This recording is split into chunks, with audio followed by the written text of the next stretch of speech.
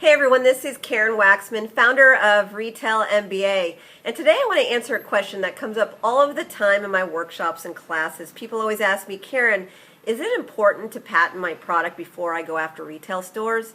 And my answer always is it really depends on you and your circumstance. So if you have the $10,000 or $20,000 it takes to go get a patent for a product, then always, why not go for it? But if you're kind of on the edge and you're really nervous about spending the money, or you haven't done any, marketability, you're not sure whether or not your product will sell and so forth, then there's other things to consider here. So, first of all, 50% of the store's products typically don't have patents on them. So don't quote me on that exact percentage, but generally speaking, about half of all products in stores, the major retailers, don't have patents on them, mostly because these CPG, these consumer products companies basically know that the lifetime value of that particular product won't be very long, so they're okay with bringing in new products and testing them out and moving them on and so forth.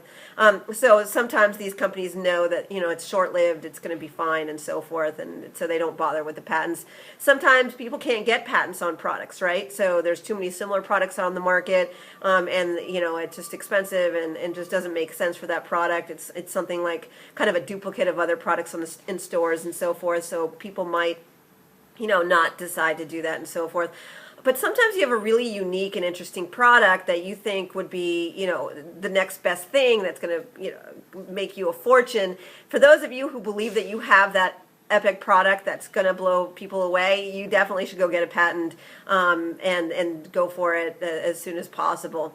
The other time that people consider getting patents, honestly, is and I would say this, is if you are going to be constantly afraid that someone's going to be stealing your product idea from you. If you're one of those people who are always kind of panicked about things like that, then just go get a patent, give yourself some peace of mind so that you can just focus on what you do best. So the bottom line is that half of all products in stores don't have patents.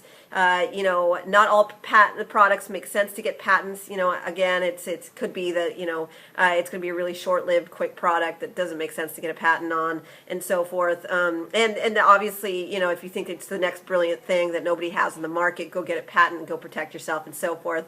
And obviously, if you're going to be panicked the whole time that you don't have a patent on it, you should just go get a patent just to make yourself feel better. And there's other things to think about and so forth. I'm obviously not a lawyer. So definitely discuss this with your lawyer to figure out your options. But a couple of things that you can do to support yourself quickly early on, if you're just kind of nervous about your product, you're not sure if it's going to sell and so forth. One thing you can do is you can go to the U.S. Patent Office website. And you can even talk, you should talk to your lawyer always on any of this stuff, but they do have an option to get a provisional patent application set up. So basically, for a few $100, you fill out a form, you submit your product to the U.S. Patent Office, and then basically you have a year window where you're kind of protected, and then at the end of the year you have to determine whether or not you're going to get a patent for that product or not.